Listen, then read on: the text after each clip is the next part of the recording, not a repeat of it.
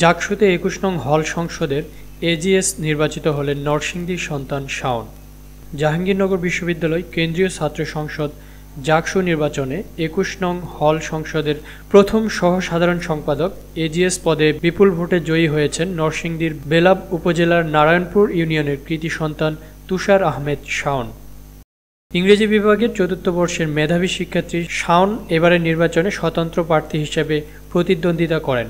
শিবির সমর্থিত প্রতিদ্বন্দ্বীর বিপক্ষে লড়াই করে বড় ব্যবধানে জয়লাভ করেন তিনি, যা শিক্ষার্থীদের মধ্যে ব্যাপক আলোচনার জন্ম দিয়েছে। বিজয়ের প্রতিক্রিয়ায় শাওন বলেন, ২১ নং হলের সিনিয়র জুনিয়র ও বন্ধুদের অকুণ্ঠ সমর্থন ও ভালোবাসায় আমি নির্বাচিত হয়েছি। তাদের দেওয়া প্রতিটি ভোট আমার কাছে একটি আমানত। শিক্ষার্থী বান্ধব পরিবেশ তৈরি করা এবং সেই আমানত রক্ষা করাই হবে আমার মূল দায়িত্ব। সাদ্দাম উদ্দিন রাজ, চিফ টিভি, নরসিংদী।